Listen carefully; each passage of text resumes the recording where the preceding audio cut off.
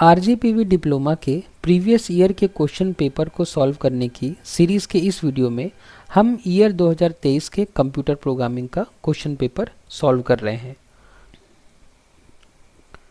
और आज के इस वीडियो में हम इस क्वेश्चन पेपर का क्वेश्चन नंबर 2 का ऑप्शन सी सॉल्व करेंगे।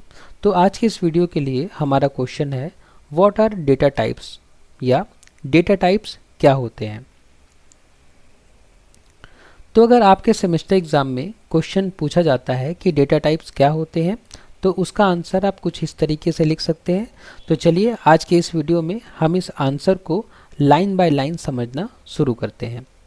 तो इस क्वेश्चन के जवाब में आप अपने आंसर को कुछ इस तरीके से लिख सकते हैं कि डेटा टाइप्स यह तय करते हैं कि एक वेरिएबल किस प्रकार का डेटा स्टोर करेगा, जैसे कि इंटीजर, फ्लोटिंग पॉइंट नंबर या कैरेक्टर। तो हम इस बात को कुछ इस तरीके से समझ सकते हैं, जैसे मान लीजिए कि आपके पास 4 वेरिएबल हैं। तो डेटा टाइप क्या बताता है कि ये चारों वेरिएबल किस टाइप का डेटा स्टोर करेंगे। जैसे ये पहला वेरिएबल इंटीजर टाइप का है तो ये एक इंटीजर नंबर स्टोर करेगा। उसी तरीके से दूसरा वेरिएबल फ्लोट टाइप का है तो ये फ्लोटिंग पॉइंट नंबर स्टोर करेगा। उसी क्रम में तीसरा वेरिएबल कैरेक्टर टाइप का है तो वो एक कैरेक्टर स्टोर करेगा, और चौथा वेरिएबल डबल टाइप का है तो वो भी फ्लोटिंग पॉइंट नंबर ही स्टोर करेगा, लेकिन अधिक प्रिसीजन वाले फ्लोटिंग पॉइंट नंबर को स्टोर करेगा। कौन? वो वेरिएबल जो डबल डेटा टाइप का है। तो इस तरीके से जो डेटा टाइप होते हैं वो हमें बताते हैं कि कोई वेरिएबल किस तरह का डेटा स्टोर करेगा। उसके बाद आप लिख सकते हैं कि इससे कंप्यूटर को यह पता चलता है कि उस वेरिएबल के लिए कितना मेमोरी स्पेस चाहिए और उसमें कौन सा डेटा स्टोर किया जाएगा। तो डेटा टाइप से कंप्यूटर को पता चलता है कि कौन सा वेरिएबल मेमोरी में कितना स्पेस रिजर्व करेगा और उसमें कौन सा डेटा स्टोर किया जाएगा। जैसे कि अभी आप कंप्यूटर स्क्रीन पर आप कंप्यूटर की मेमोरी देख रहे हैं। कंप्यूटर मेमोरी में एड्रेसेस को बाइट्स में डिवाइड किया जाता है, हर एक ब्लॉक 1 बाइट का होता है। तो डेटा टाइप से क्या होता है, कंप्यूटर को पता चलता है कि कौन सा वेरिएबल मेमोरी में कितना स्पेस रिजर्व करेगा। कैसे? देखिए, जैसे मान लीजिए कोई वेरिएबल कैर टाइप का है तो कंप्यूटर को पता है कि अगर ये वेरिएबल कैरेक्टर टाइप का है तो इसका मतलब कि मेमोरी में ये 1 बाइट का स्पेस रिजर्व करेगा और ये कैरेक्टर टाइप का डेटा ही स्टोर कर सकता है। उसी तरीके से मान लीजिए कोई वेरिएबल इंटीजर टाइप का है तो कंप्यूटर को पता है कि इस वेरिएबल के लिए हमें 4 बाइट का स्पेस रिजर्व करना है और ये कोई इंटीजर नंबर ही स्टोर कर सकता है। उसी तरीके से अगर कोई वेरिएबल फ्लोट टाइप का है तो कंप्यूटर को पता है कि फ्लोट टाइप के वेरिएबल को स्टोर करने के लिए हमें 4 बाइट रिजर्व करनी है और उन 4 बाइट में कोई फ्लोट नंबर ही आके स्टोर हो सकता है। ठीक है, तो इस तरीके से डेटा टाइप की मदद से कंप्यूटर को भी ये पता चलता है कि कौन सा वेरिएबल किस तरह के डेटा को स्टोर करेगा और उस डेटा को स्टोर करने के लिए कंप्यूटर को उस वेरिएबल के लिए कितना मेमोरी स्पेस रिजर्व करना है। उसके बाद हम लिख सकते हैं कि सी में डेटा टाइप्स को 3 मुख्य श्रेणियों में बांटा गया है। पहला, primitive data type, derived data type और यूज़र डिफाइंड डेटा टाइप। मतलब कि सी में डेटा टाइप को 3 कैटेगरीज में बांटा गया है, प्रिमिटिव, डिराइव्ड और यूज़र डिफाइंड डेटा टाइप। तो प्रिमिटिव डेटा टाइप वही है जो हम अभी तक पढ़ते आ रहे हैं, जो सबसे बेसिक डेटा टाइप है, जिसमें कैर, इंट, फ्लोट और डबल आते हैं। ये चारों प्रिमिटिव डेटा टाइप कहलाते हैं। ये सबसे बेसिक टाइप के डेटा टाइप हैं। डिराइव्ड डेटा टाइप वो होते हैं जो प्रिमिटिव का यूज़ करके बनाए जाते हैं, इसलिए इनको डिराइव्ड डेटा टाइप कहते हैं। जैसे एरे को हम इंटीजर, कैर, फ्लोट या डबल टाइप का बना सकते हैं। उसी तरीके से यूज़र डिफाइंड डेटा टाइप वो होते हैं जो यूज़र द्वारा डिफाइन किए जाते हैं, जैसे कि हम अपने मन का स्ट्रक्चर, यूनियन और इन्यूमरेशन बना सकते हैं। तो चलिए इस बात को हम थोड़ा डिटेल में समझते हैं। सबसे पहले primitive data type. Primitive data type मतलब वो डेटा टाइप जो कि इंटीजर, कैरेक्टर, फ्लोट और डबल टाइप के होते हैं। मान लीजिए एक वेरिएबल है, मान लीजिए हमने एक वेरिएबल एज नाम का बनाया और वो है इंटीजर टाइप का, तो ये एज नाम का वेरिएबल एक इंटीजर वैल्यू स्टोर कर सकता है। ठीक है, जब हम एज नाम का एक वेरिएबल डिक्लेयर करेंगे तो मेमोरी में एज को स्टोर करने के लिए एक स्पेस रिजर्व हो जाएगा और उस स्पेस का नाम रखा जाएगा एज, क्योंकि वही हमारे वेरिएबल का नाम है। तो अगर हम इस एज में 25 स्टोर करते हैं तो ये 25 हमारे मेमोरी में जाके स्टोर हो जाएगा। तो ये है सिंपल प्रिमिटिव डेटा टाइप। ये सबसे बेसिक डेटा टाइप है जो कि किसी प्रोग्रामिंग लैंग्वेज में हो सकते हैं। अब उसके बाद आता है derived data type. Derived data type मतलब कि ऐसे डेटा टाइप जो कि प्रिमिटिव डेटा टाइप से बनाए गए हैं। तो जैसे कि हमने प्रिमिटिव में देखा था कि हमने एक ही मेमोरी ब्लॉक एक इंटीजर के लिए रिजर्व किया, मतलब एक वेरिएबल में हमने एक ही डेटा को स्टोर किया। तो डिराइव्ड डेटा टाइप क्या हो जाएगा कि हम 3 प्रिमिटिव डेटा टाइप का यूज़ कर लें एक साथ, ये भी इंटीजर, ये भी इंटीजर और ये भी इंटीजर। तो हमने यहाँ पे क्या किया, 3 प्रिमिटिव डेटा टाइप का यूज़ करके एक डिराइव्ड डेटा टाइप बना दिया। तो एरे जो होता है वो डिराइव्ड डेटा टाइप है जिसमें हमने 3 प्रिमिटिव डेटा टाइप्स को यूज़ किया है। और बनाने के लिए हम क्या करते हैं, बनाने के लिए जो प्रोसेस है वो लगभग वैसे ही है। हमने एक एज नाम का वेरिएबल बनाया जो कि इंटीजर टाइप का है, लेकिन जब प्रिमिटिव डेटा टाइप का हमने एज नाम का वेरिएबल बनाया तो उसमें हमने डायरेक्टली वैल्यू असाइन कर दिया। लेकिन जब हम एरे बना रहे हैं तो हमने एज के बाद बताया कि हम इस एज नाम के वेरिएबल में कितनी वैल्यूज़ स्टोर करना चाहते हैं, और उसके बाद में हमने कॉमा लगाते हुए वैल्यूज़ को स्टोर कर दिया। तो इस तरह का डेटा टाइप कहलाएगा डिराइव्ड डेटा टाइप, क्योंकि ये हमने प्रिमिटिव डेटा टाइप्स का यूज़ करके बनाया हुआ है। उसी तरीके से यूज़र डिफाइंड डेटा टाइप, जैसा कि नाम से ही समझ में आ रहा है कि यूज़र द्वारा डिफाइंड किया गया डेटा टाइप, मतलब एक ऐसा डेटा टाइप जो कि यूज़र अपने हिसाब से बनाए। जैसे देखिए यहाँ पे स्ट्रक्ट सैम्पल नाम का एक स्ट्रक्चर हमने बनाया है, सैम्पल नाम का, जिसमें 2 वेरिएबल्स हैं, एक एरे टाइप का वेरिएबल, एक एरे वेरिएबल है और दूसरा एक सिंपल वेरिएबल है। तो इन दोनों को मिला के हमने एक नया स्ट्रक्चर बना दिया है। यूज़र अपने नीड के हिसाब से एक नया स्ट्रक्चर बना दिया, एक नया डेटा टाइप बना दिया है जो कि उसको ज़रूरत है। जैसे यहाँ पे struct1 नाम का हमने एक स्ट्रक्चर बना दिया है जो कि 2 तरह की वैल्यू एक साथ एक ही वेरिएबल में स्टोर कर सकता है। जैसे यहाँ पे ये struct1 नाम का एक वेरिएबल है जो कि सैम्पल टाइप का है। किस टाइप का है, सैम्पल टाइप का है। और ये किस टाइप की वैल्यू स्टोर करेगा, ये 2 वैल्यूज़ को स्टोर करेगा, एक सिंपल वेरिएबल और एक एरे। तो ये है यूज़र डिफाइंड डेटा टाइप। इसमें यूज़र अपने हिसाब से एक नया डेटा टाइप बनाता है, जैसे हमने यहाँ पे एक सैम्पल नाम का नया डेटा टाइप बनाया है। तो इस डायग्राम को बनाने के बाद हम प्रिमिटिव डेटा टाइप को एक्सप्लेन करना शुरू करेंगे। तो उसमें हम लिखेंगे कि ये बेसिक डेटा टाइप है जिनका उपयोग वेरिएबल में समान प्रकार का डेटा स्टोर करने के लिए किया जाता है। तो ये सबसे बेसिक डेटा टाइप है और इसमें हम क्या एकदम सामान्य तरह का डेटा स्टोर करते हैं। जैसे कि कोई इंटीजर अगर हमें स्टोर करना है तो हम एक वेरिएबल बनाएंगे जो कि इंटीजर टाइप का होगा और उसमें हम सिंपली किसी इंटीजर को स्टोर कर सकते हैं और उसको हम मेमोरी में कुछ इस तरीके से रिप्रेजेंट कर सकते हैं कि एज नाम के वेरिएबल में हमने एक वैल्यू को स्टोर कर दिया। उसी तरीके से फ्लोट डेटा टाइप होता है। फ्लोट डेटा टाइप में हम फ्लोटिंग पॉइंट नंबर को स्टोर कर सकते हैं। उसके बाद डबल डेटा टाइप होता है। डबल डेटा टाइप में भी हम फ्लोटिंग पॉइंट नंबर ही स्टोर करते हैं, लेकिन अधिक सटीकता के साथ। मतलब अगर हमें ज़्यादा बड़े नंबर स्टोर करने हैं तो हम डबल डेटा टाइप का वेरिएबल बनाएंगे और उसमें हम ज़्यादा बड़े फ्लोटिंग पॉइंट नंबर को स्टोर कर सकते हैं। इसका साइज़ 8 बाइट का होता है। अगर हमने कोई वेरिएबल बनाया है जो कि डबल टाइप का है तो इस वेरिएबल के लिए मेमोरी में 8 बाइट्स रिजर्व होंगे। उसी तरीके से अगला प्रिमिटिव डेटा टाइप है कैर, जो कि सिंगल कैरेक्टर को स्टोर करने के लिए उपयोग किया जाता है और मेमोरी में ये 1 बाइट का स्पेस रिजर्व करता है। उसके बाद हम डिराइव्ड डेटा टाइप को एक्सप्लेन करना शुरू करेंगे, जिसमें हम लिखेंगे सबसे पहले एरे के बारे में और जिसमें हम बताएंगे कि एरे एक ही प्रकार के डेटा का समूह होता है जिसमें हम एक ही डेटा टाइप की कई वैल्यूज़ एक साथ स्टोर कर सकते हैं। मतलब कि जब भी हम एक एरे बनाते हैं तो एरे में जो भी एलिमेंट्स होंगे वो सारे एक ही टाइप के होंगे। जब भी हम एक एरे बनाएंगे तो एरे जितने भी वैल्यू स्टोर करेगा वो सभी एक ही टाइप की होंगी। एक ही टाइप की होंगी मतलब सारी वैल्यूज या तो इंटीजर, या तो फ्लोट, या तो डबल, या तो कैरेक्टर टाइप की ही होंगी।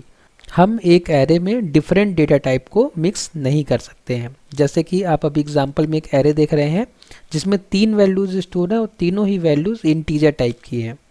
उसके बाद हम दूसरा डिराइव्ड डेटा टाइप बता सकते हैं जो कि पॉइंटर होता है। पॉइंटर एक वेरिएबल होता है जो किसी दूसरे वेरिएबल का मेमोरी एड्रेस स्टोर करता है।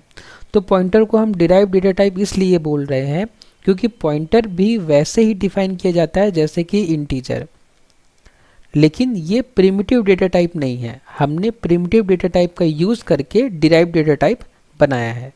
जैसे कि इंट ptr अगर सिर्फ हमने लिखा होता यहाँ पे, अगर हमने सिर्फ लिखा होता इंट ptr, तो ptr एक वेरिएबल होता जो कि इंटीजर टाइप की वैल्यू स्टोर करता, लेकिन हमने क्या कर दिया यहाँ पे स्टार लगा दिया। इस स्टार से क्या हो गया, ये अब एक सिंपल वेरिएबल नहीं है, ये एक पॉइंटर है। ये पॉइंटर किसी दूसरे वेरिएबल का एड्रेस स्टोर कर सकता है।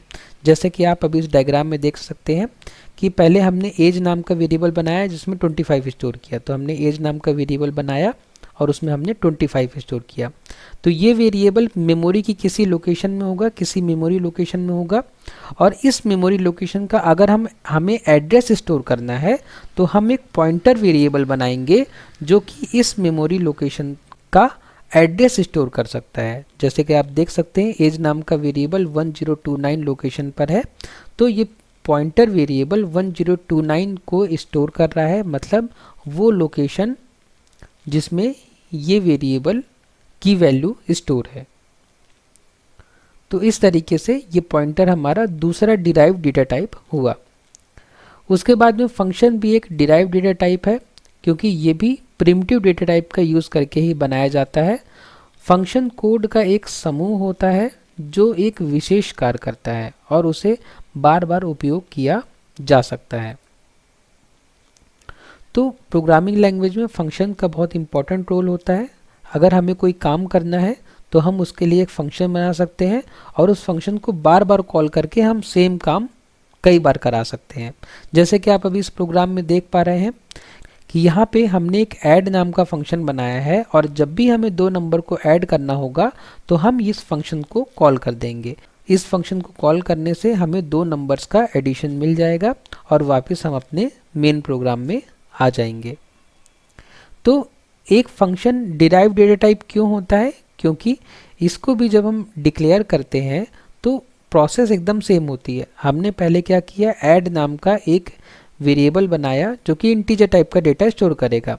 अब ऐड नाम के वेरिएबल में हमने ब्रैकेट लगाकर 2 पैरामीटर्स पास करा दिए और कर्ली ब्रेसेस लगा के हमने इस फंक्शन की बॉडी बना दी।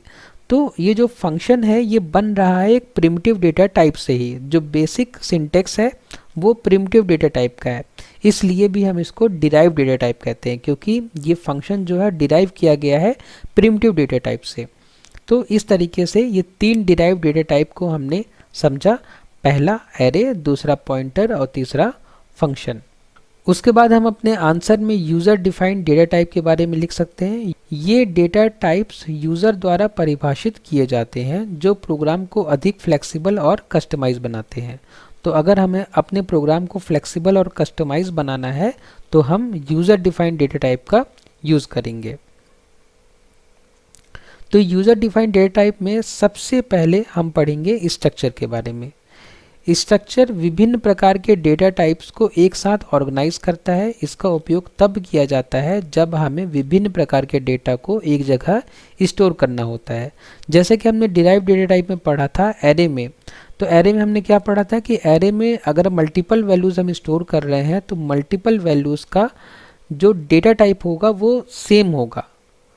तो उस लिमिटेशन को हटाने के लिए हमारे पास है स्ट्रक्चर। स्ट्रक्चर में हम मल्टीपल डेटा टाइप के वेरिएबल्स को एक साथ स्टोर कर सकते हैं। जैसे कि आप यहाँ पे एग्जांपल में देख सकते हैं कि हमने एक पर्सन नाम का स्ट्रक्चर बनाया है और इस पर्सन नाम के स्ट्रक्चर में हमने 3 अलग अलग वेरिएबल बनाए हैं जो कि अलग अलग टाइप के हैं। जैसे ये नेम नाम का वेरिएबल है जो कि कैरेक्टर टाइप का है, जो कि कैरेक्टर एरे है। फिर एज नाम का वेरिएबल हमने बनाया है जो कि इंटीजर टाइप का है। फिर हाइट नाम का वेरिएबल बनाया है जो कि फ्लोट टाइप का है।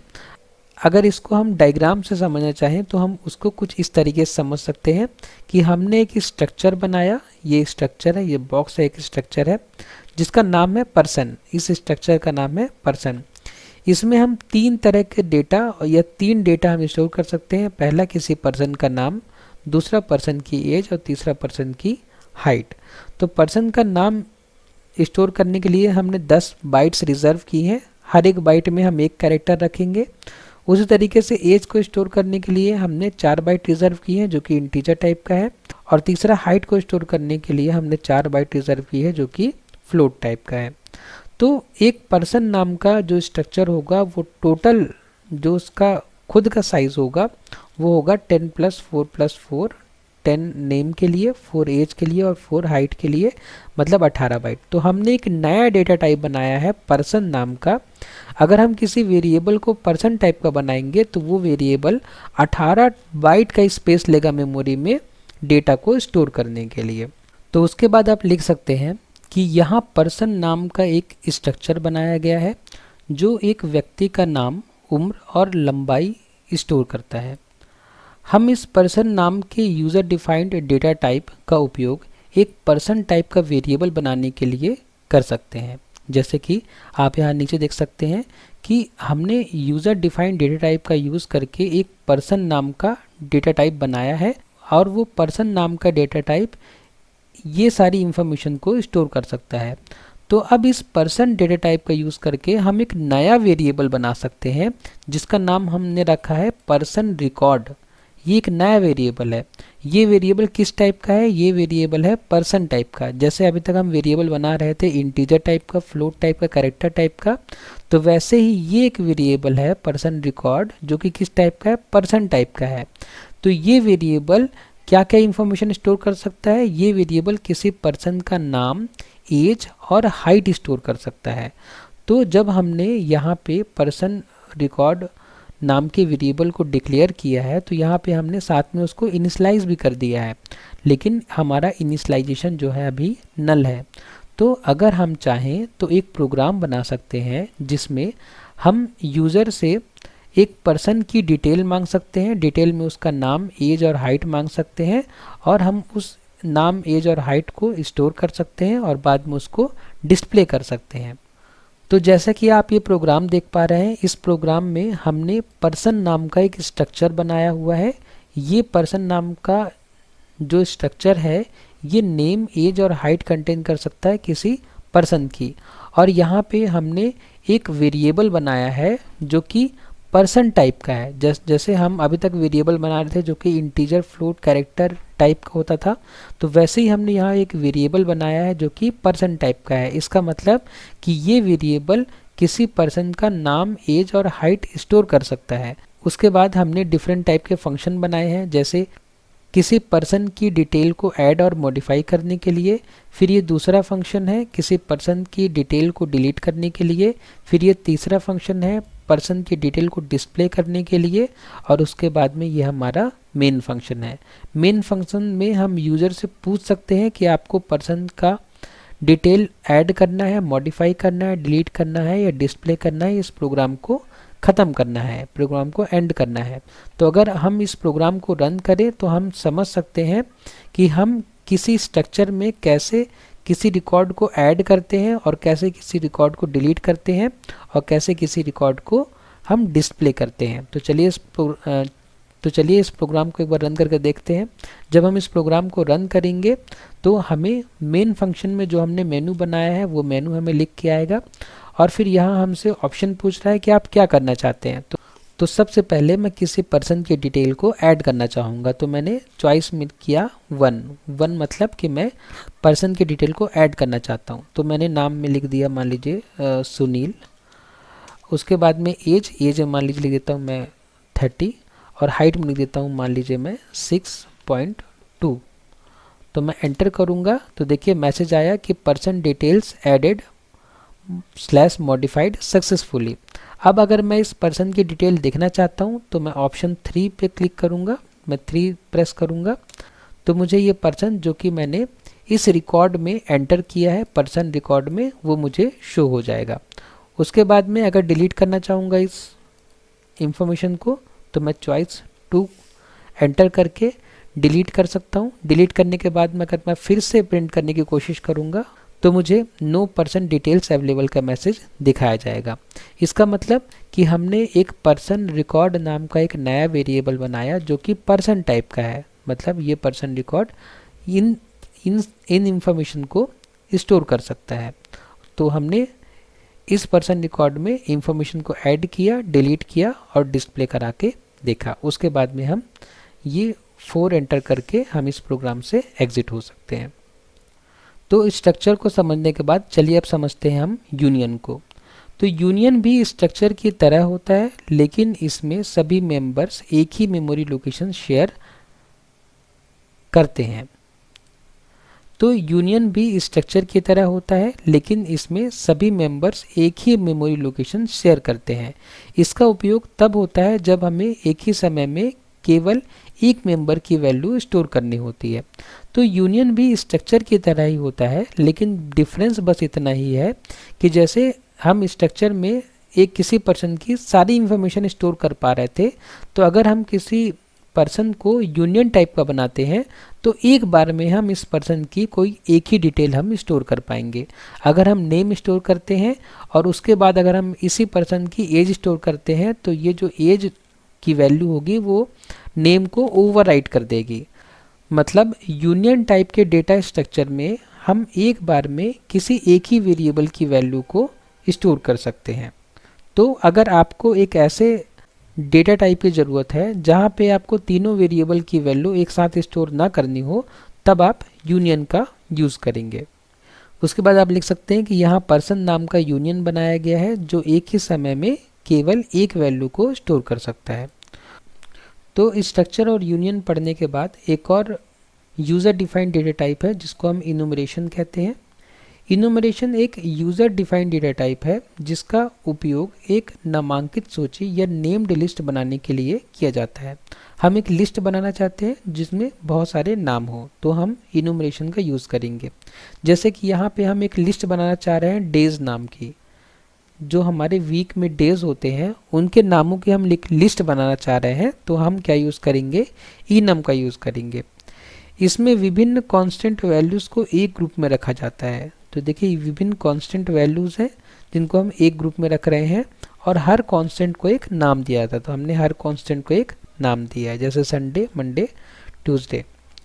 इनुमरेशन के प्रत्येक नामांकित कांस्टेंट को इंटरनली एक इंटीजर वैल्यू असाइन की जाती है जो कि डिफ़ॉल्ट रूप से 0 से शुरू होती है और अगले कांस्टेंट के लिए 1 से बढ़ती है। तो जैसे कि हमने डेज नाम के लिए हमने एक लिस्ट बनाई, संडे मंडे करके ऐसे लिस्ट बनाई, तो संडे को एक इंटीजर वैल्यू असाइन होगी जो कि 0 होगी, मंडे को 1 होगी, ट्यूसडे को 2 होगी, वेंसडे को 3 होगी। ऐसे करके हर एक नाम को एक इंटीजर वैल्यू असाइन होगी। तो जब हम एक डेज नाम का नया डेटा टाइप बनाएंगे जो कि इनम टाइप का होगा, तो वो मेमोरी में कुछ इस तरीके से दिखाई देगा जिसमें एक बॉक्स में कई नाम ऐसे लिखे होंगे। तो अगर हम एक नया वेरिएबल बनाते हैं जिसको हम बनाते हैं डेज टाइप का, देखिए यहाँ पे जैसे हमने एक नया वेरिएबल बनाया टुडे नाम का, और टुडे किस टाइप का है, डेज टाइप का है। तो टुडे में हम ये सारी वैल्यूज़ को स्टोर कर सकते हैं, जैसे संडे, मंडे, ट्यूसडे, वेडनेसडे, ये सारी वैल्यूज़ को हम स्टोर कर सकते हैं किसमें, टुडे नाम के वेरिएबल में। क्योंकि टुडे किस टाइप का है, डेज टाइप का है। ये डेज एक नया डेटा टाइप है जो कि इनम कीवर्ड का यूज़ करके हमने बनाया है। तो उसके बाद हम क्या कर सकते हैं, जब हम टुडे की वैल्यू प्रिंट करेंगे तो हमें आंसर में मिलेगा 3, क्योंकि वेडनेसडे के साथ जो इंटीजर कांस्टेंट असाइन है वो है 3, क्योंकि संडे को 0, मंडे को 1, ट्यूसडे को 2 और वेडनेसडे को 3 इंटीजर वैल्यू असाइन की गई है। एक और एग्जांपल से हम इस बात को समझ सकते हैं। मान लीजिए कि हमने एक बटन नाम का डेटा टाइप बनाया जो कि 2 वैल्यू कंटेन करता है, ऑफ और ऑन। तो अगर हम जब हम ये बटन टाइप का डेटा टाइप बनाएंगे तो इसको हम मेमोरी में कुछ इस तरीके से देख सकते हैं कि एक बटन नाम का एक नया डेटा टाइप है जिसमें 2 वैल्यूज़ होंगी, एक ऑफ और ऑन। ऑफ मतलब 0, ऑन मतलब 1। तो हम क्या कर सकते हैं, एक वेरिएबल बना सकते हैं जो कि बटन टाइप का हो, एक वेरिएबल जो कि बटन टाइप का है। तो इस वेरिएबल को दो वैल्यूज असाइन हो सकती हैं, पहला ऑफ और दूसरा ऑन। तो अगर हमने स्टेटस को ऑफ से इनिशलाइज किया है तो हम एक ऐसा प्रोग्राम बना सकते हैं जिसमें हम स्टेटस को देखकर मैसेज प्रिंट कर सकते हैं कि इफ़ स्टेटस, अगर यहाँ पे स्टेटस की वैल्यू ऑफ है तो मतलब स्टेटस में क्या आ गया है, 0, क्योंकि ऑफ मतलब 0, क्योंकि हमने क्या पढ़ा है कि जब भी हम एक नया डेटा टाइप बनाएंगे enum का यूज़ करके तो हम क्या करेंगे, एक लिस्ट बनाएंगे। ठीक है, एक लिस्ट बनाएंगे जिसमें जो लिस्ट का पहला आइटम होगा उसको बाय डिफ़ॉल्ट 0 वैल्यू असाइन होगी, 0 इंटीजर वैल्यू असाइन होगी, और जो दूसरा वेरिएबल होगा उसको 1 असाइन होगा। तो इसलिए ऑफ का मतलब हुआ 0, तो स्टेटस में हमें 0 मिल जाएगा। तो इफ़ और स्टेटस की जगह 0 आ जाएगा, मतलब कंडीशन फॉल्स। कंडीशन फॉल्स मतलब हम इफ़ के अंदर नहीं जाएंगे और हम कहाँ जाएंगे, एल्स में जाएंगे, और एल्स में जाके हम प्रिंट करेंगे द बटन इज़ ऑफ। उसी तरीके से अगर हम स्टेटस में ऑन कर देते तो ये स्टेटस की वैल्यू हो जाती 1, तो 1 मतलब होता कंडीशन ट्रू, और कंडीशन ट्रू मतलब ये स्टेटमेंट प्रिंट होता और हमारा मैसेज होता द बटन इज़ ऑन। तो इस तरीके से हम enum का यूज़ कर सकते हैं अपने प्रोग्राम को मोर डेवलपर फ्रेंडली बनाने के लिए। अगर कोई हमारे प्रोग्राम को देखे तो enum कीवर्ड का यूज़ करके समझ जाएगा कि हमने एक नया यूज़र डिफाइंड डेटा टाइप बनाने की कोशिश की है। उसके बाद जब अपने एग्ज़ाम में आप इतना लिख लें, उसके बाद में आप एक ऐसे टेबल बना सकते हैं जिसमें आप कैटेगरी में प्रिमिटिव, डिराइव्ड और यूज़र डिफाइंड डेटा टाइप लिख सकते हैं। उसके बाद एग्जांपल लिख सकते हैं आप उनका। प्रिमिटिव में इंट, फ्लोट, डबल कैर, डिराइव्ड में एरे, पॉइंटर, फंक्शन, और यूज़र डिफाइंड में स्ट्रक्ट, यूनियन और enum। और आप बता सकते हैं कि प्रिमिटिव, डिराइव्ड और यूज़र डिफाइंड डेटा टाइप क्या करते हैं। उसके बाद में इतना टेबल बनाने के बाद आप कंक्लूजन लिख सकते हैं, निष्कर्ष लिख सकते हैं। आप लिख सकते हैं कि सी लैंग्वेज में विभिन्न प्रकार के डेटा टाइप्स होते हैं जो डेटा को सही प्रकार से स्टोर करने में मदद करते हैं। सी में काफ़ी तरह के डेटा टाइप हैं जो कि हमने भी ऊपर देखे हैं। प्रिमिटिव डेटा टाइप सबसे बुनियादी होते हैं। डिराइव्ड डेटा टाइप उन्हें और अधिक फ्लेक्सिबल बनाते हैं, और यूज़र डिफाइंड डेटा टाइप उपयोगकर्ता को विशेष परिस्थितियों में उपयोग के लिए कस्टम डेटा टाइप बनाने की अनुमति देते हैं। तो इस तरीके से डेटा टाइप का आंसर हम लिख सकते हैं। आंसर थोड़ा बड़ा था, अगर आप चाहें तो अपने सेमेस्टर एग्ज़ाम में इनमें से कुछ पॉइंट कट कर सकते हैं, या आप मेन हेडिंग बस लिख सकते हैं। लेकिन अगर आपको इस आंसर में कोई डाउट है या कोई बात समझ में नहीं आई तो प्लीज़ मुझे कमेंट बॉक्स में बताइए, मैं आपके प्रॉब्लम्स को सॉल्व करने की पूरी कोशिश करूँगा। नेक्स्ट वीडियो में जब हम मिलेंगे तो हम एक नया क्वेश्चन इस क्वेश्चन पेपर से सॉल्व कर रहे होंगे। वीडियो को लास्ट तक देखने के लिए बहुत बहुत धन्यवाद।